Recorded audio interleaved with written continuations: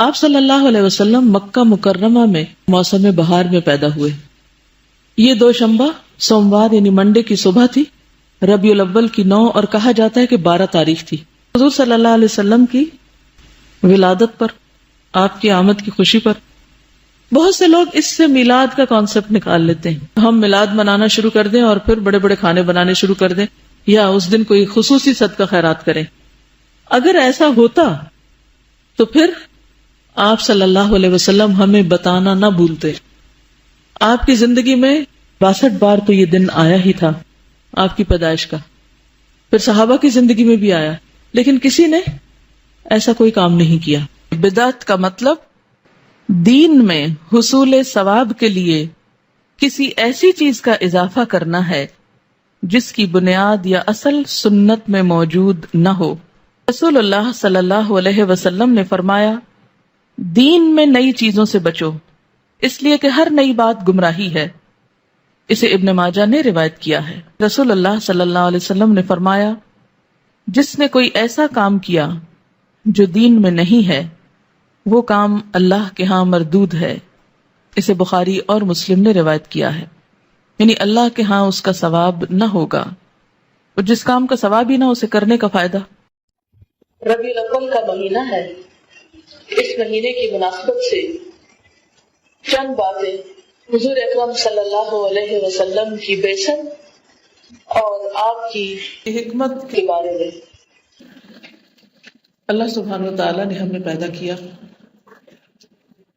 اپنی عبادت کے لیے پیدا کیا، اور اپنی عبادت کے طریقے سکھانے کے لیے ہر دور میں پیغمبر بھیجے، جن میں سے سب سے آخری پیغمبر محمد الرسول اللہ صلی اللہ علیہ وسلم ہے.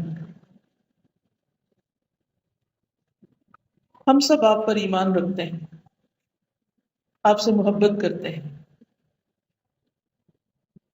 آپ کو اپنے والدین، اپنی اولاد اور دنیا کے تمام انسانوں سے زیادہ عزیز جانتے ہیں.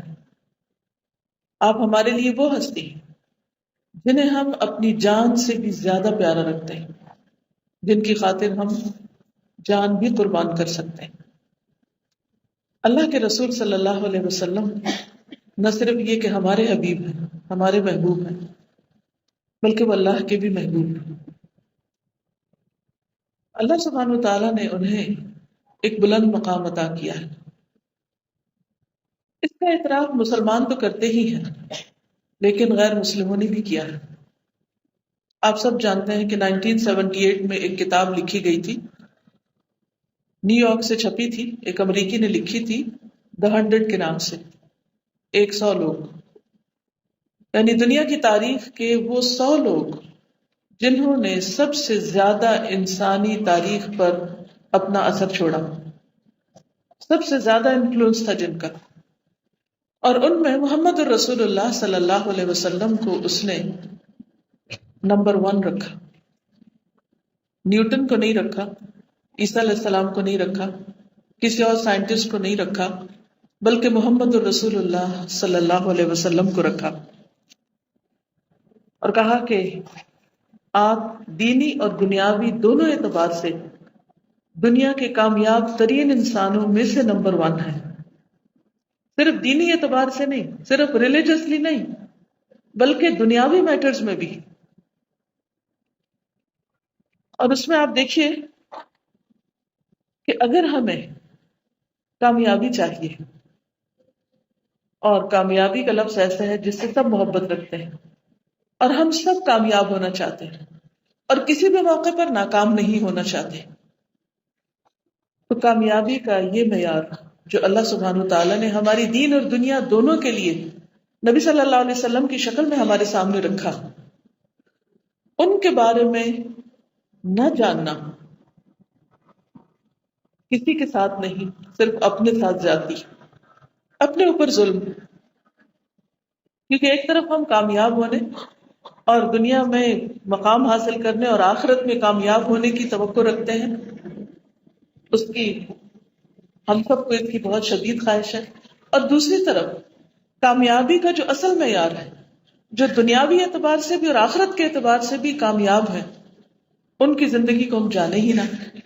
یہ صرف سرسری طور پر اپنے سلیبس کی کتابوں میں یا کہیں کسی لیکچر کی شکل میں کچھ جان کر اگر ہم یہ سمجھیں کہ ہم نے جاننے کا حق ادا کر دیا ہے تو یہ درست نہ ہوگا.